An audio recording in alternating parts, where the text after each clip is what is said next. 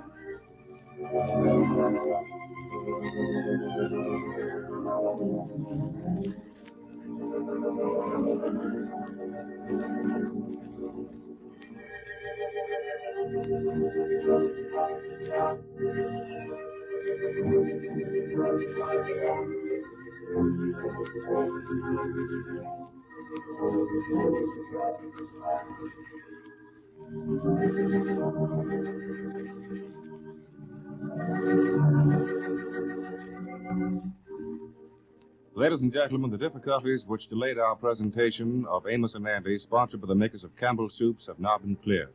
Here are the famous pair, Amos and Andy. And the next thing, I sort of forgot some of the words to the song I was going to sing. Couldn't get them in my head. And you know that Mrs. Van Poden and myself ain't speaking to each other, and we were supposed to sing together. Then a little thing like,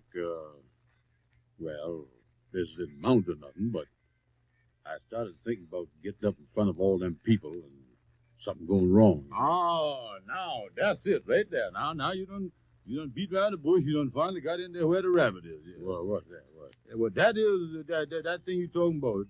That is the germ that starts the whole fever, that fear germ. Oh, I wasn't scared. You think you was. You were so nervous that all the nerves in your throat got together and said, let's tighten up on him. That's what your nerves say. Well, I've been over and talked to my singing teacher. I told her that I was better now. Yeah.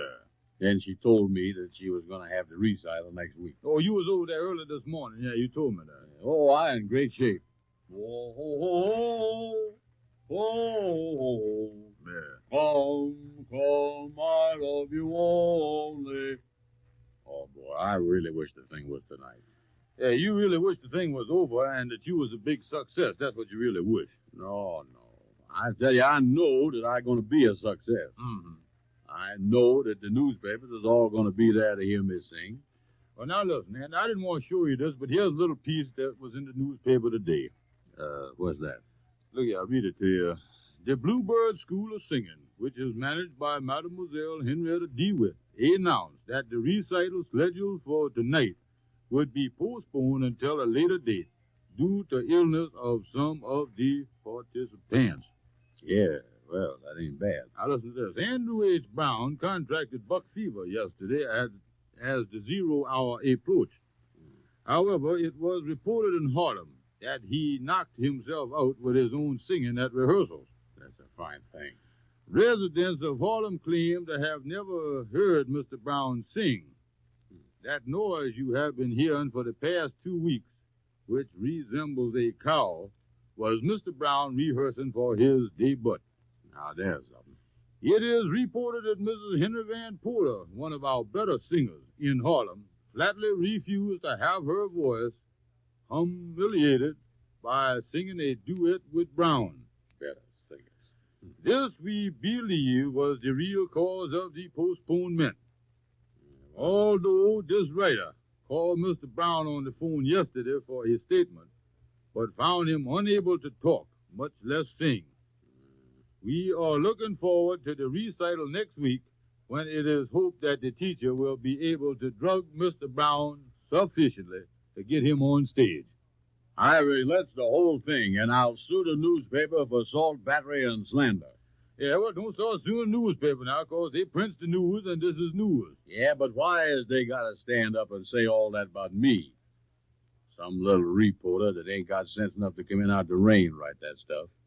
Wait till the newspaper crickets hear me sing. Yeah, well, that's who wrote this. This fella is the music cricket on the paper. He is the one that's going to report after he hears you sing. Oh, he is. Yeah. Well, I better let bad enough alone.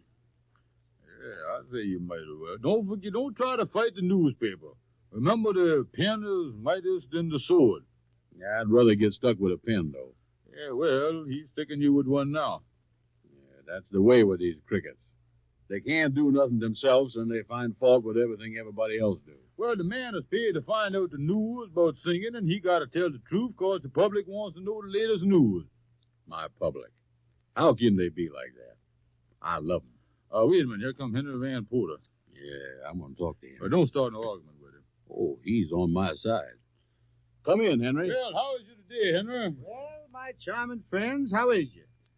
Mrs. Van Porter is home, and she's having a nervous breakdown. Oh, she is now. What's the matter with her? Getting old? Wait a minute, Andy. I do not like that remark about Mrs. Van Porter. Well, you don't like her singing neither, do you? Well, her singing has nothing to do with the remark you made. I'll have you know, Andrew Brown, that she is a member of the younger set. All right. Well, what's the matter with her? Yeah, what is the matter, Henry? Well, it just seems that this singing that she's doing is getting on her nerves. Last night she heard the news of the postponement, and it just messed up all of her plans. Yeah, well, Andy had a bad throat here till they called the thing off. Yeah, I was sick as two horses there for a while. Yeah. Well, confidential and under your hat, Mrs. Van Porter went to a store here in town, and she got a new dress to take home on approval. She was going to take the dress back Saturday morning, and she had a hard time getting the dress out of the store. Oh, yeah, they won't let my wife take none out unless they put one of them lead sinkers on it. And if you take the lead sinkers off, why, you got to keep the dress. Well, they had the little lead weights on the dress that Mrs. Van Porter borrowed, but she got some flowers to cover the lead. Oh, yeah, they do that. But now she can't use the dress for the recital, and, of course, she blames you for the whole thing, Andy. Well, you blame me for it, huh? Yeah, what's that? Well, first of all, she said that you are teacher's pet. Well, one thing, I paid that teacher $21. I ought to get a little petting for that. That's more than Mrs. Van Porter done paid. You know that teacher can't live on IOUs. Well, boy, some things you know goes wrong and you can't do nothing about them. Well, I will be glad when this singing is over, because it is about to drive me out of my own home. Well, don't forget we got to practice. People complaining about my singing. Well, yeah, and there's been some complaints, yeah. I have heard, come, I love you only, till I'm about to jump out of a window. Well, I don't sing that much. I vulgarize. Hey, I, oh, you, whoa. Yeah, well, that is the thing, Andy, that the fellas is talking about in the newspaper, you know. Mrs. Van Porter says that you will ruin her voice. Well, how about her ruining my voice? She got me deaf in one ear now, the side she sings on. Yeah, well, tell me this. When do you think the recital is going to be?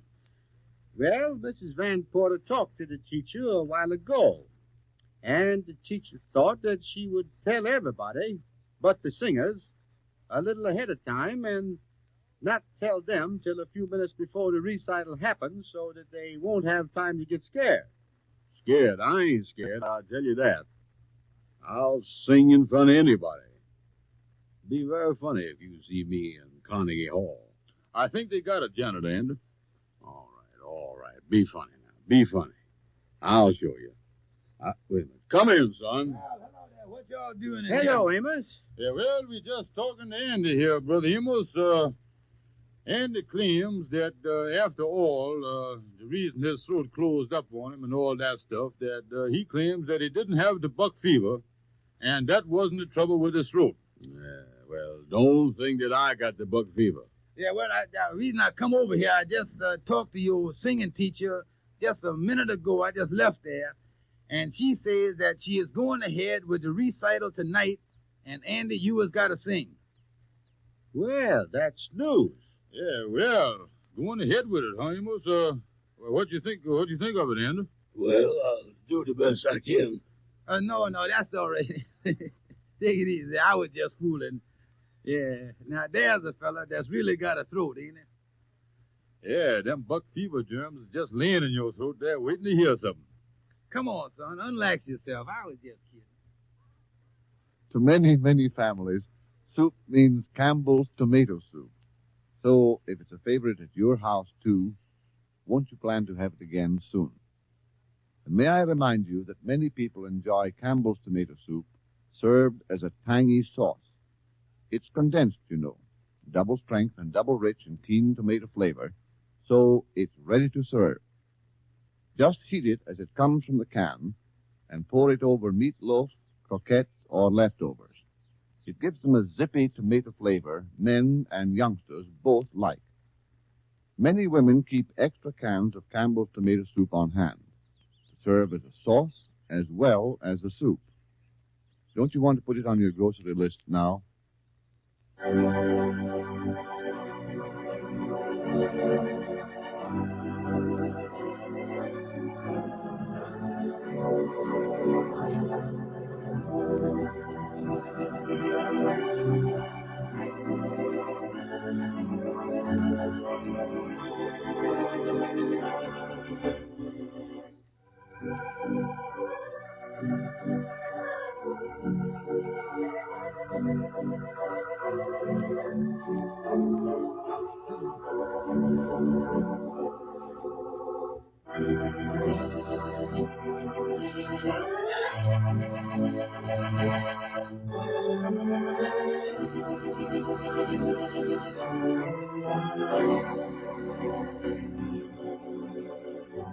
Amos and Andy in person will return to you tomorrow at the same hour.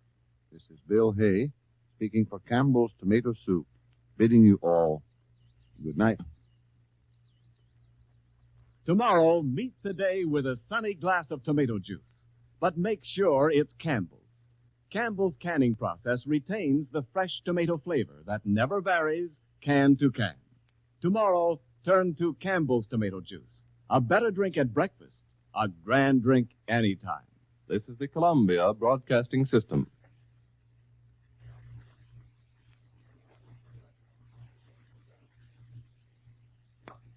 Because of the importance of President Roosevelt's address to Congress, the transcription of the talk will be broadcast over WJSV at 10:45 this evening.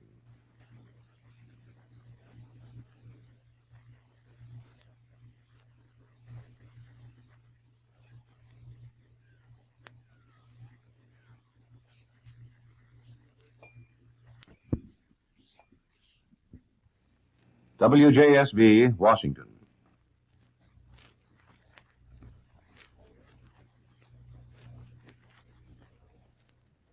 Woodbury presents The Parker Family, starring Leon Janney.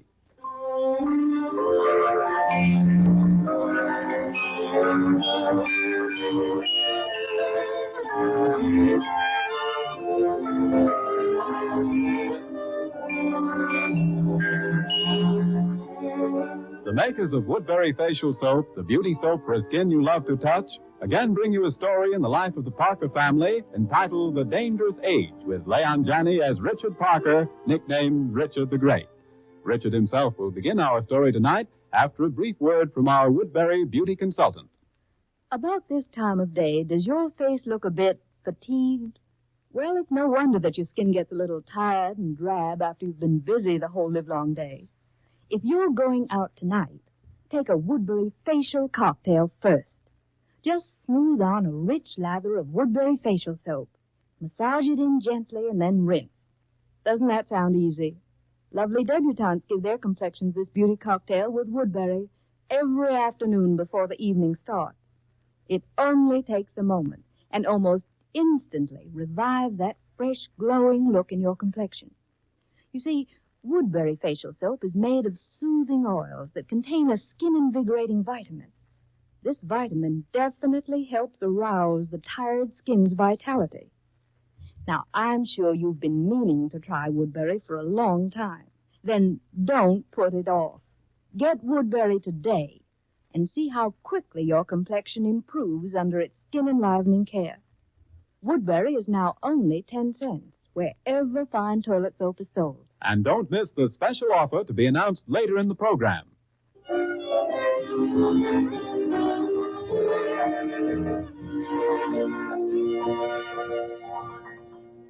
And now here's Leon Janney as Richard the Great. You know, the way things happen to me, I sometimes wish I'd lived a long time ago instead of now. Things were different then. Simpler, I guess I mean. And there were a lot of things you didn't have to worry about. Now take divorce, for instance. Something happened one day in my family that just about floored me. And finally I decided to talk to my sister Nancy about it. I went up to her room that night and I said, Come in. I want to talk with you, Nancy. For goodness sake, Richard, where's the body? Huh? What body? You sound as if you had it buried somewhere. Oh, no, this is serious, Nancy. Well, sit down. Oh, not on the bed, Richard, please. You'll muss it all up. Sit over there, why don't you? You won't mind if I finish doing my nails. I've been trying to get at it all day. Nancy, what do you think of divorce? Divorce? Yeah. Well, it isn't funny either. I don't know, Richard. Well, you'll soon have to make up your mind, I'll tell you that. What are you talking about? Mom and Dad are going to get a divorce. Richard, you're crazy. Oh, no, I'm not. Say, where were you this afternoon? Mother asked me to go out to Prescott's farm to get the butter and eggs. Well, listen. I came home from school early today, and when I opened the front door, I heard Mom talking to somebody in the living room. I was just going in there when I heard something that just about knocked me over. You mean Mother was talking to a man? Sure. And it was somebody she knew before she was married to Dad, because she said something about stuff that happened when they were kids. Richard, just because some old friend of Mother's drops in to see her... You wait till you hear the rest of it. The man said, I'll never forget how jealous Walter was. And then Mom kind of laughed. Was that all? No, it wasn't. The man said, I never thought I'd come to this, calling on a woman behind her husband's back. Huh. Now, do you believe me, Nancy? Well, what do you think she said then? She said, you'd better go before Richard comes home from school. I don't want him to know you were here, and he'd be sure to tell Walter. Richard? Well, she did. And then he said he'd drop in to see Dad tomorrow and pretend he just got into town. How do you like that? I don't know what to think. Well, I do. I think Mother's at the dangerous age. You know, like that picture we saw the other night. Oh. Well, she's still kind of young, isn't she? And you know yourself, Dad never sends her flowers or anything. Oh, don't be silly. Dad's crazy about Mother. Now, listen, Richard. If I were you, I wouldn't say a word about this to anybody. Well, I'm certainly not going to just sit around while the family falls to pieces. I'm going to do something. What, for instance? Well, I don't know exactly, but... Oh, gee, Nancy, I thought you'd help me think of something. We can't say anything unless Mother does, Richard. We're not supposed to know it. She didn't say anything to you about that guy, did she? No, she didn't. There, you see? Well, I'll tell you this much, Nancy. You can sit there and not say anything if you want to. But if I can think of something to do, I'm going to do it.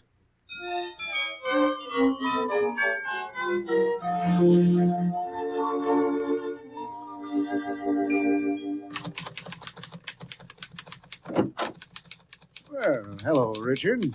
Hiya, Dad. Can I see you for a minute? Well, yes. Miss Fenton, get the plans of the Austin house and bring them in to me in about 10 minutes, would you?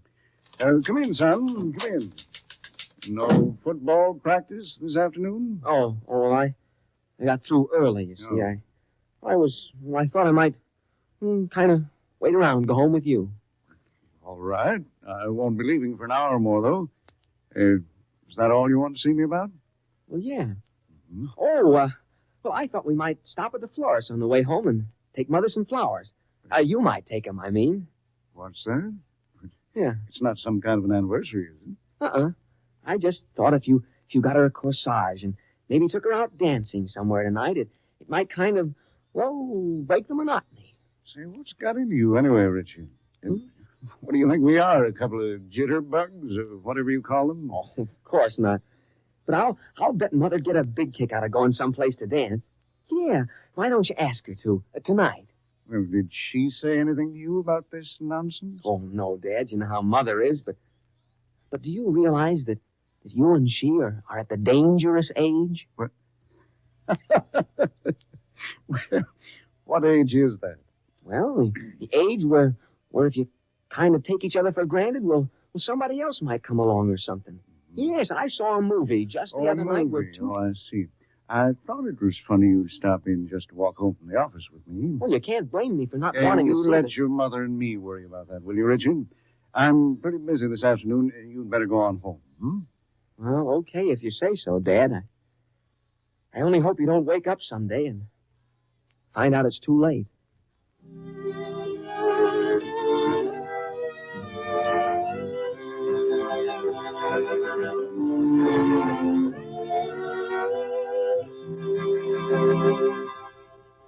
Oh, Helen. I'm in the kitchen, Walter. Come in here, will you? Just a minute. I'm broiling chops, and they have to be washed.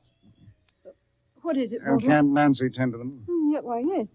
Nancy, don't let the chops burn, dear. I'll be there in a minute. All right, Mother. Helen, do you know what Richard's got in his head now? I know. He's been up in his room ever since he came home. He stopped into the office this afternoon, all full of some notion about you and I needing to go to a dance tonight for a change. What? What's he driving at? Well, I haven't the faintest idea. Said if I didn't start bringing home flowers for you to wear, I'd wake up someday and find out it was too late. Oh, good heavens. You aren't sick, are you, Helen? He didn't mean that, did he? Certainly not, Walter. The way he talked, I was just about ready to believe you had an old beau on the string. But he didn't know Oh, dear, that would be funny, wouldn't it? Hey, what's the matter with you, Helen? Nothing, Walter. Nothing. I've got to get back and see about dinner. No, wait a minute. Nancy knows how to get dinner. You just said that Richard didn't know something. What was it? Nothing that amounts to anything, Walter.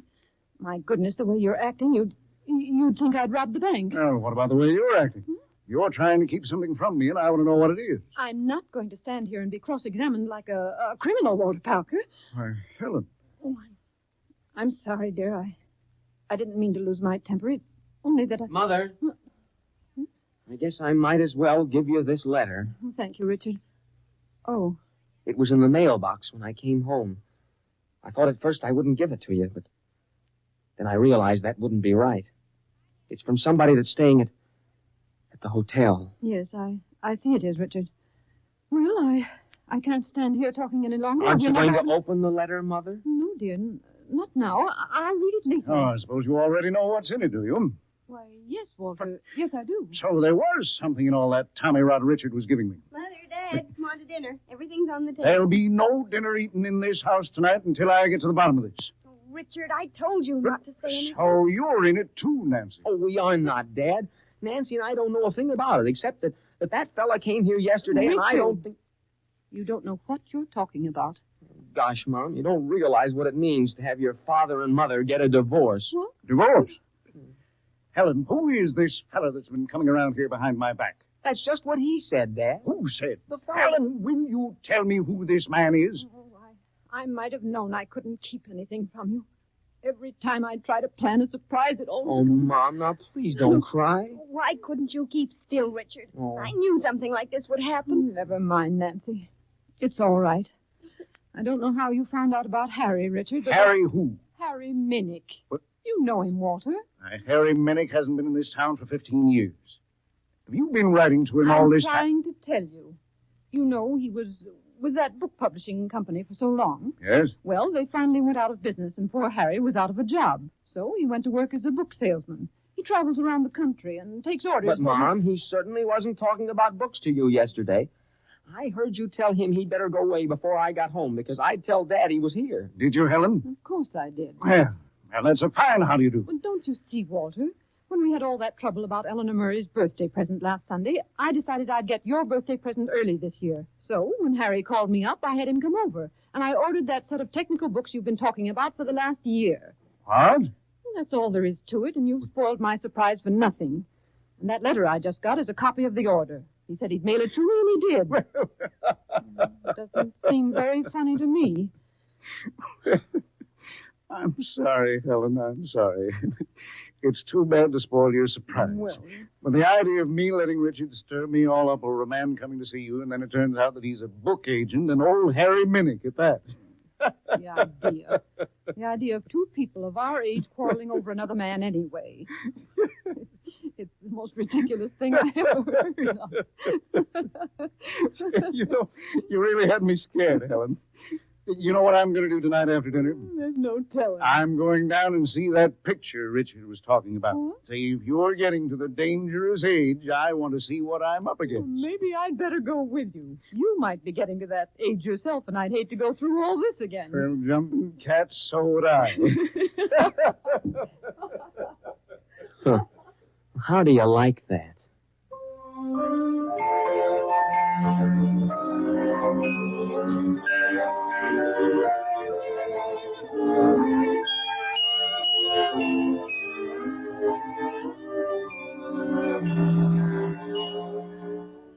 In just a moment, Leon Janney will be back to tell you about next week's story. But first, a word from Woodbury.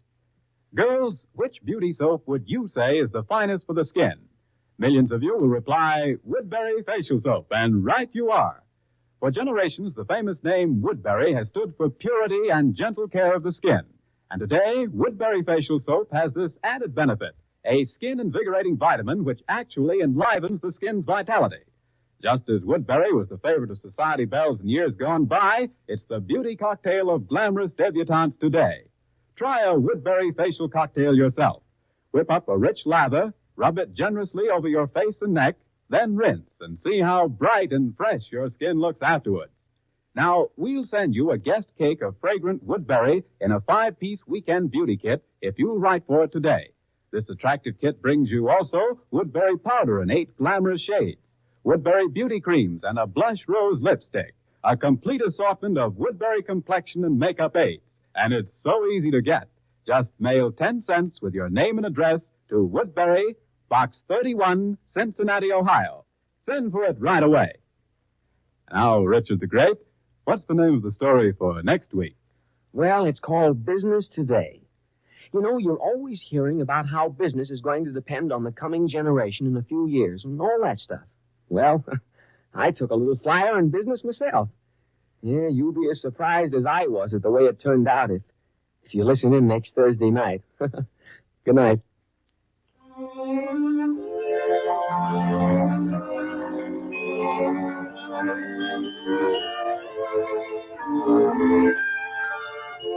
The Parker family has been brought to you by the makers of Woodbury Facial Soap, the beauty soap for a skin you love to touch.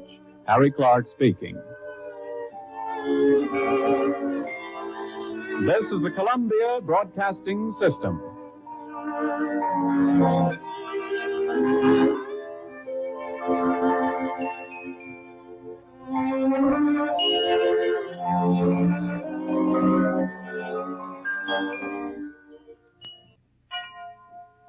.30 p.m. BULOVA, Boulevard Watch Time. Courtesy the Boulevard Watch Company, 5th Avenue, New York. WJSV, Washington.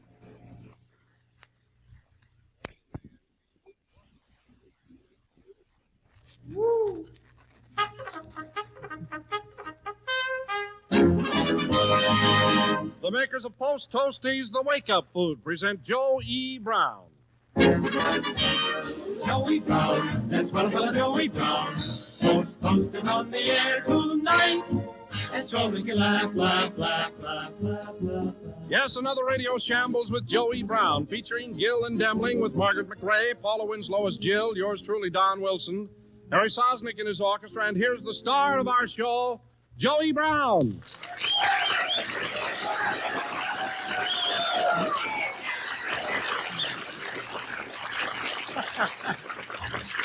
Hello, folks. Well, Joe, I understand that you're going to New York at the end of this month for the world premiere of your new picture, $1,000 a touchdown. Yes, Is that right? and the World Series, Don. Of course, that's your picture, too. Well, I guess that's right, too, Joe. Are you driving, by the way? No, I'm taking a train.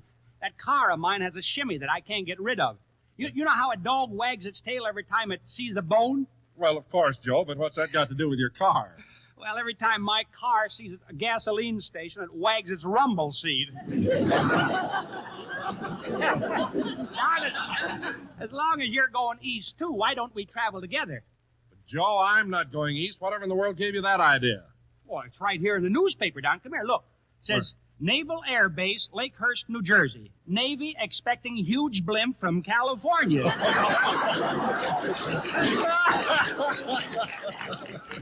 Okay, Joe, okay. I can take it, I guess.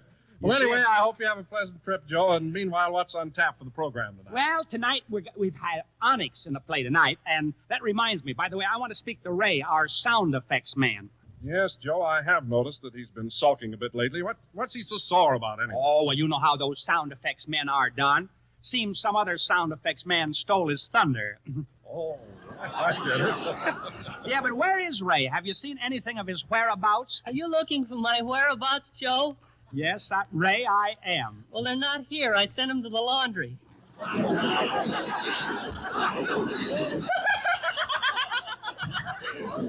I don't get it. You don't get it? No, but I'm working on it. That's just what I wanted to say to you, Ray. You're not working at all. Well, I've kept my nose to the grindstone all week. Yeah, well, from the looks of your head, the grindstone slipped and ground a little too high. What did you say? You can work on that, too. Now get back to your sound effects. Come on. I was afraid you'd ask me that. I forgot them, but don't worry. I can do them vocally. Vocally? Sure, you tell a story, and I'll do the sound effects with my mouth.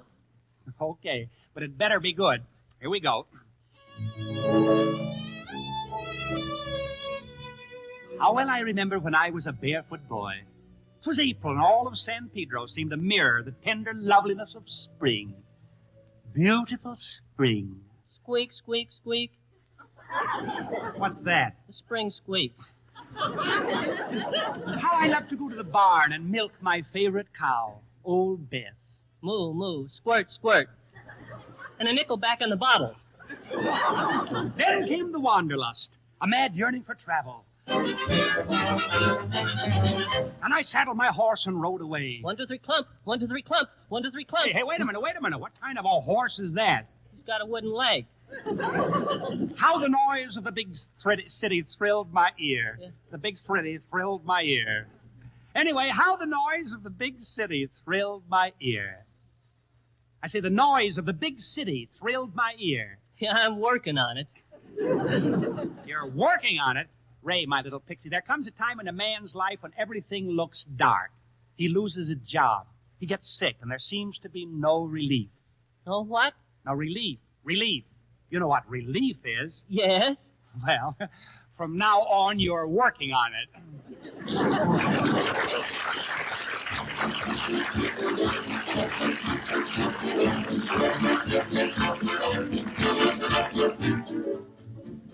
Now that the kids are back in school, football is in the headlines, and there's a keen nip in the morning air, I bet you've all begun to realize that fall is really here. Well, fall is a grand time to brighten up the family's breakfast with something everybody will enjoy. A brimming bowl full of swell-tasting Post Toasties. These appetizing oven-toasted cornflakes are delightfully crisp. Their wonderful flavor is just downright delicious. And say, Post Toasties are packed with food energy to help you start these glorious fall days right. And don't forget, most grocers are selling Post Toasties today at a price below that of any other nationally advertised cornflakes. So tomorrow, ask your grocer for Post Toasties, the wake-up food.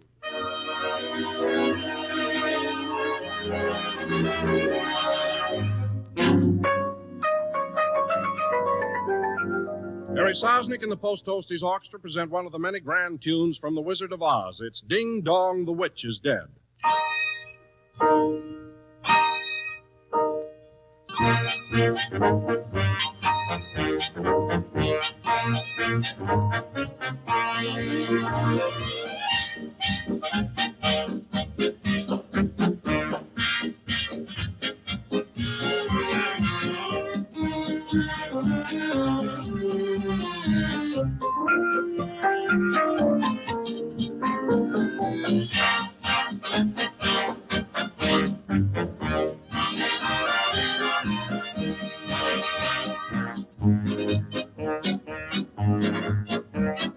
Ding dong, the witch is dead. Witch, old witch. The wicked old witch. Ding dong, the wicked witch is dead.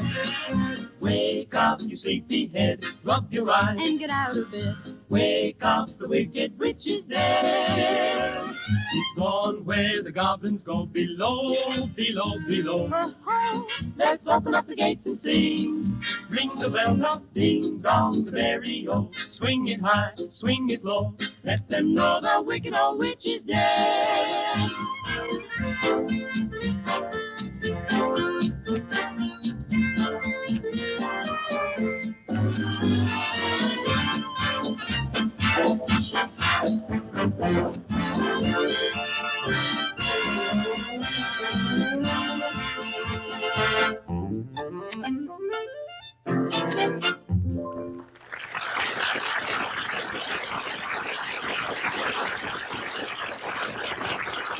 Thank you, Harry.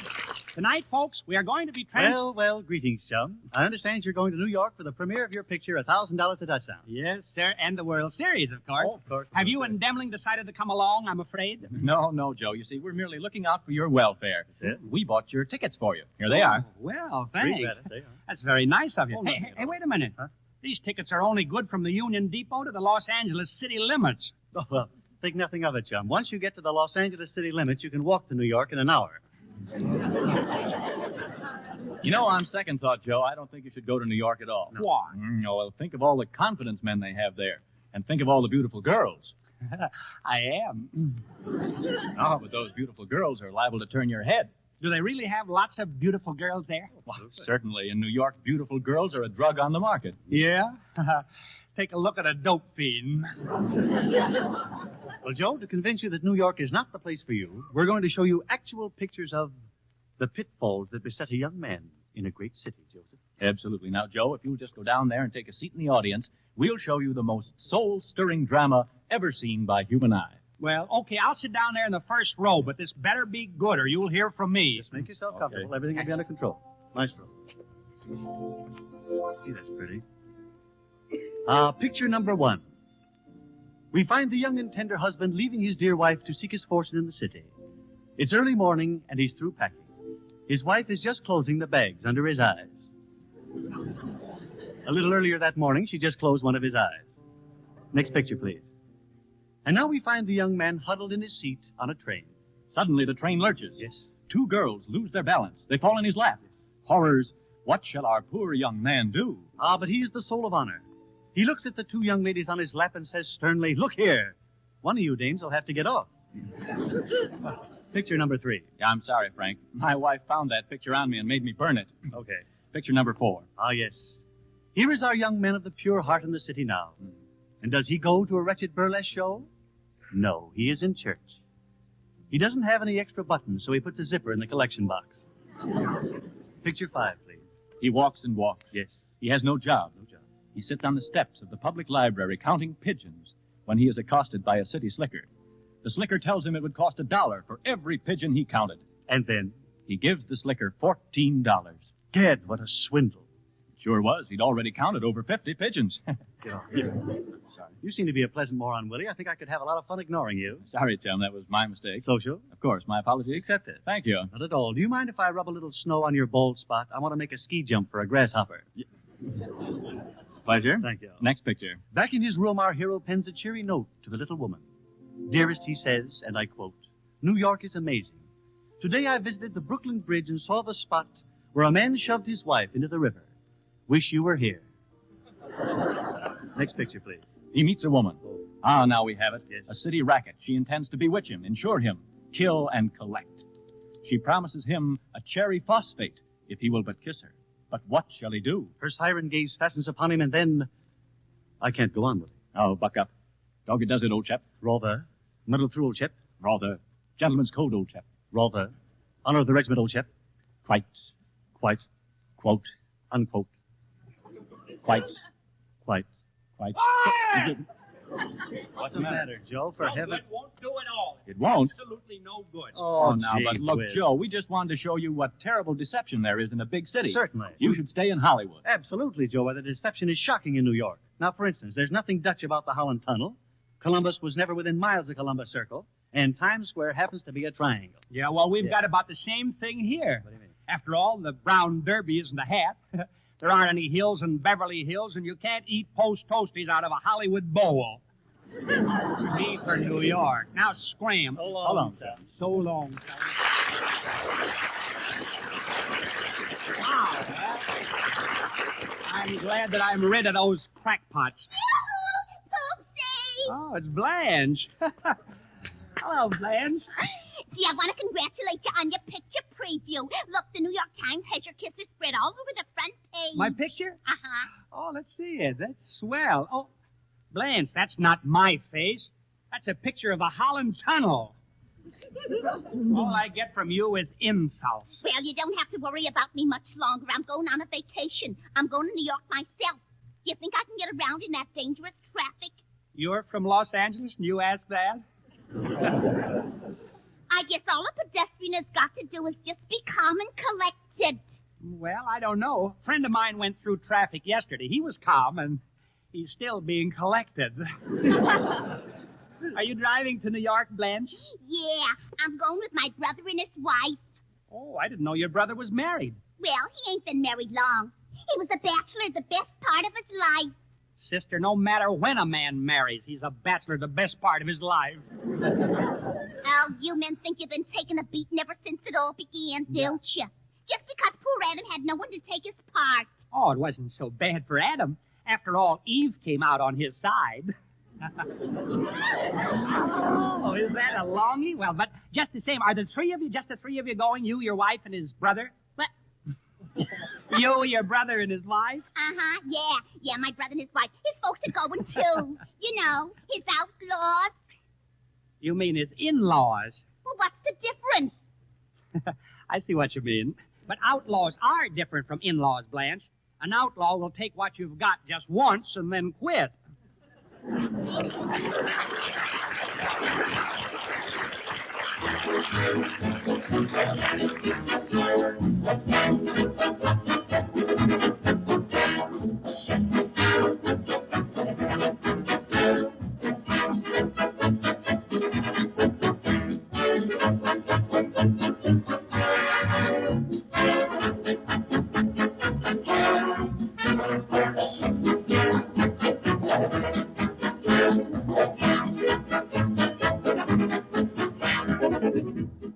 While I was working with Joe at Paramount and his new picture, $1,000 a Touchdown, I had the opportunity, of course, to chat with Martha Ray, who co-stars in the picture with our Joe.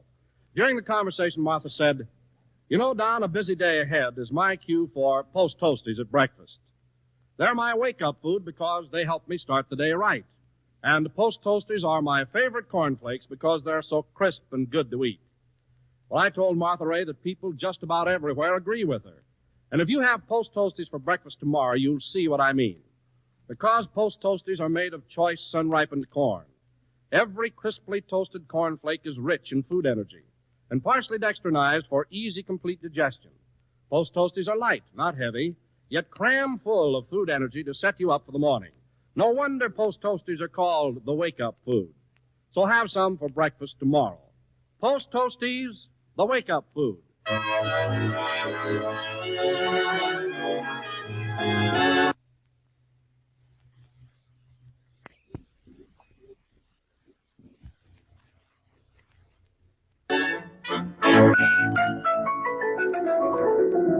Our charming Post Toasty songstress, Margaret McRae, sings, Are You Having Any Fun? Are you having any fun? What you getting out of living? What good is what you've got if you're not having any fun? Are you having any laugh? Are you getting any loving? If other people do so, can you have a little fun? After the honey's in the comb, little bees go out and play. And the old gray mare down home has gotta have hay. Are you having any fun? Or you never live forever. But before you're old and gray and still okay, have your little fun, son. Have your little fun. Hey, fella with a million smackers and nervous indigestion, rich fella eating milk and crackers, I'll ask you one question. You silly so-and-so, with all your dough, are you having any fun? And what you getting out of living? What good is what you've got if you're not having any fun? Better have a little fun, 'cause you'll never live forever. But before you're old and gray and still okay, have your little fun, son. You better have a little fun.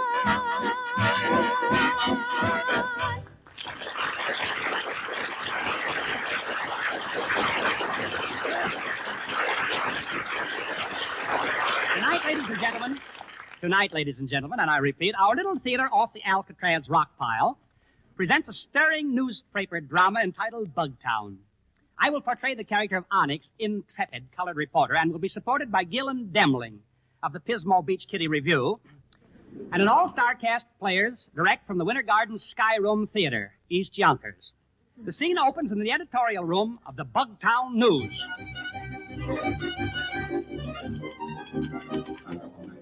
Hello. Riley, send Frank Gill in here at once. Yes, he was right outside. Oh, Mr. Gill? Yeah? I've got a big job for you, Gill. Yeah? Where's your assistant? Well, I fired him. He disgraced us. I sent him to report the big football game and told him to sit on the coach's bench. Well? He thought I said wench. Well, I just got word that the police have surrounded Killer Spumoni. Too late. The police have surrounded Killer Spumoni in the deserted shack in the country. Yeah? I want you to get out there and report the job. Okay, but I'll have to have an assistant. All right. Riley, send in that applicant who's been waiting. Come in, please. Yes, sir. Here I is. Fit as a fiddle and bow-legged as a piano. Onyx, California driver Brown. Onyx California Driver Brown? Yeah. Well, how did you ever get California Driver in your name? Well, sir, on account of when I was born, my father took one look at me and didn't know which way to turn. So you want a newspaper job, huh? Yeah. Well, tell me, what kind of work have you been doing? Well, sir, up until recent, I was manager of a laundry. Oh, really? What Yeah. made you give up managing a laundry? Well, see, she divorced me. Yeah, of course, in a way, the mutual divorce was mutual. Well, that sounds highly interesting. Proceed. Well, up until the time the union got strong, Yeah. my wife used to kiss me every day. She did? Yeah, but when the union came in, she cut me down to 3 days and put on another man. Well, all right, Gill, get going. This is an important case. Spumoni's one of the biggest crooks in the country, and he's wanted in Los Angeles. Oh, really? I didn't know they needed any more crooks in Los Angeles. Well, come on, Onyx, let's go. Yeah, here we go, boy. Hey, boy. Yeah. Boy, you was going powerful fast, ain't you? Yeah, I know, but keep your eye peeled for speed cops, Onyx. I don't want a cop to pass me and flag me down. Yeah, you don't have to worry none about passing in his car. Nobody's going to do that. No? No, sir, I done fixed it. Oh, you did? Well, how did you manage it? Well, sir, I just put a sign on the back end which says, pass at your own risk. Wife driving. That'll stop him, boy. Yes, that'll stop him. Hey, boy. Yeah. Boy, is this man a very tough man, this one we're going after? This Spumoni? I'll tell you, Onyx, he's the toughest man in the country. Yeah? Man, he ought to tangle with my ex-wife. Your ex-wife, was she tough? Tough? Yeah. Boy, she was so tough that a cyclone had to get a permit before it could go through the house. Whoa! Yes, sir. She was really belligerent. Yeah, that sounds pretty tough. Yeah, well, it looks like we is out in the country at last. Yeah, but how can you tell? Well, we ain't hitting so many pedestrians. Onyx, quiet. Yeah. There it is. There's the shack now. It looks like we got here before the cops. So what? So what? Well, just think. We might be able to capture Spumoni ourselves. So what? You might even do it without getting shot. So what? So I'll stay out here and you go inside. So long. Now, wait a minute, Onyx. Wait a minute. What? You're not afraid, are you? Afraid? Yeah. Well, no, not exactly, but I wish I had on Don Wilson's pants. Well, why? 'Cause there's more room to shake in, that's all. Wow.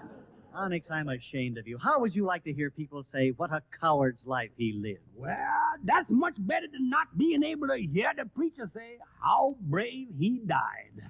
Listen, I've had enough of this. Onyx, get in there. Get in? You mean go on in? You go right in and right now. Okay, boss, but it's a half-hearted gesture. Go ahead. Here goes nothing.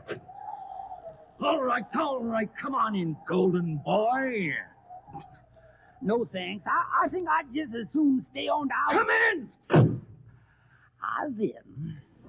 I'll stick 'em up. You mean you want me to put up my hand? Stick 'em up! Days up. Yeah, say, would you all mind taking that big gat out of my ribs? Brother, you ain't seen my gat. I use this little thing on small fry like you. Why, this little thing ain't nothing but a baby gat. Yeah, well, maybe so, but I've seen plenty of gats.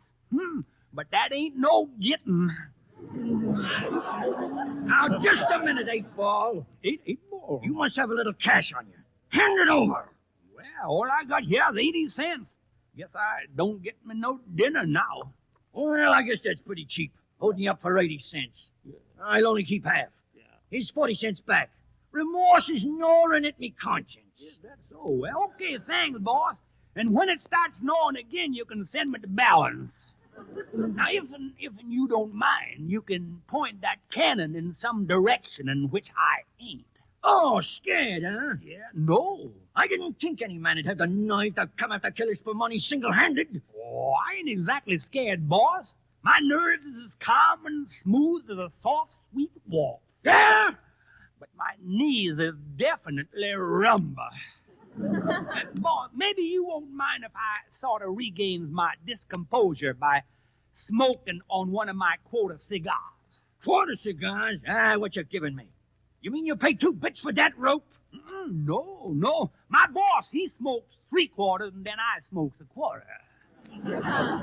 Well, okay, go ahead and smoke. But it's gonna take more than that to calm you down when I gets through with yous. Buddy, you ain't gonna scare me no more than I have been scared. Yeah? Yeah. Once I was called on a hen house, and the farmer caught me. Oh, boy, was I scared. What makes you think that's the most you could be scared? Well, I must have been scared, 'cause when that farmer grabbed me by the arm, he looked me right smack dab in the face and he said, "What are you doing here, white boy?"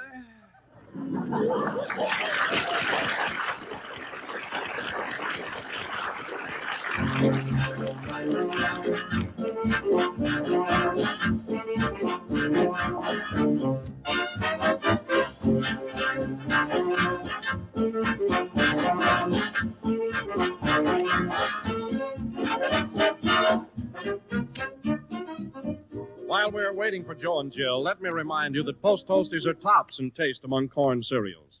Crisp, refreshing, delicious, famous for flavor. Another thing, Post Toasties are light, not heavy, yet rich in food energy to help you through crowded morning hours. And Post Toasties are economical, because most grocers sell them today for less than any other nationally advertised cornflakes. So try Post Toasties. See if you don't agree that for flavor, food energy, and low price, there's no better breakfast cereal anywhere than Post Toasties. Tomorrow, ask your grocer for the big economical yellow and red box of Post Toasties, the wake-up food.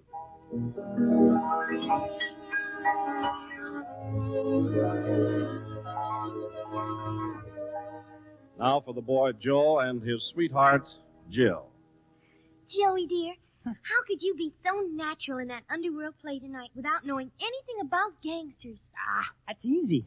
I had a job one summer as a cashier in a police station. Well, a cashier in a police station? Yeah. Well, what did you do? I counted the coppers as they came in. You know, Jeff, the character Spumoni in the play tonight was based on a real-life character. He was a tough one, all right. Well, was he really as crooked as he seemed in the story? Crooked? Spumoni was so crooked he had to screw his socks on. They finally got him and sent him to the penitentiary. Well, Joey, did Spumoni ever get out? Oh, yeah. He was sentenced to 10 years, but he got out in 9. Oh, how could he ever do that? Made up a year in summer school. You know, Joey, what? I don't care anything about gangsters or policemen or public enemies. You're the only one that matters to me because I love you. Better than bubblegum? Better than bubblegum. You're the public sweetheart #1 that's a prisoner of love forever in the solitary confinement of my heart. Gosh. Joey, dear, you know something? Mm-hmm. What? Well, I was passing a store window today, and I saw something that I hope you'll buy for me someday. What was it, Jill? Well, it's something that makes every woman's hand look just a little bit lovelier. Something that makes a woman feel closer to the man she loves. When I'm washing dishes, it won't seem like a task at all, because I can look down and see your lovely gift. Yeah? Yeah. Even when I'm washing your shirts and socks, I won't mind, because I can look at my hand and see the thing that made it possible for me to wash your socks and your shirts. It'll be a lovely gift, Joey. Yeah. And you know what I mean, don't you, Joey? Yeah. What? Rubber gloves.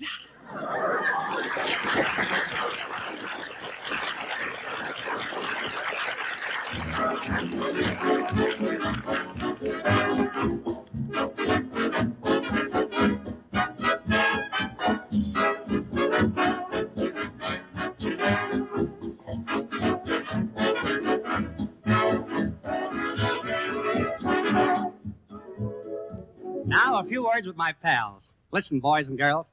Every once in a while, children are tempted to dash off to school without enough breakfast. I hope you don't. Eat a good breakfast and be sure to have a bowl of Post Toasties. Those delicious cornflakes are chock full of food energy to help you through the morning. And, of course, every Post Toasties box has those swell Walt Disney cutouts. Now, here's another thing. After you get to school, work at your studies and work hard. That's the only way you'll ever amount to anything. Don't expect to get anywhere sitting around waiting for someone else to do the work for you. Remember, as old Chinese philosopher once say, only thing that ever comes to him who waits is whiskers. Night.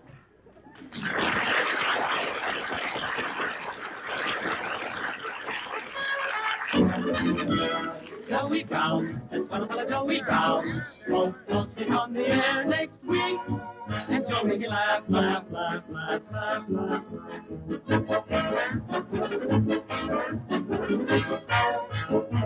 Daylight saving time ends Sunday, September 24th. If your community has been on standard time right along, this program will reach you 1 hour later. Otherwise, tune in next week as usual.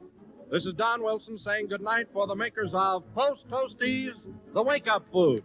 Heard on tonight's program was Are You Having Any Fun? From George White's Scandal. The Joey Brown program came to you from Hollywood. This is the Columbia Broadcasting System. 7 p.m. BULOVA, Boulevard Watch Time, courtesy of the Boulevard Watch Company, 5th Avenue, New York. Attention, please. Garfield Hospital has requested us to contact Type 3 blood donors. Will Type 3 blood donors please get in touch with Garfield Hospital immediately? Thank you. WJSV, Washington.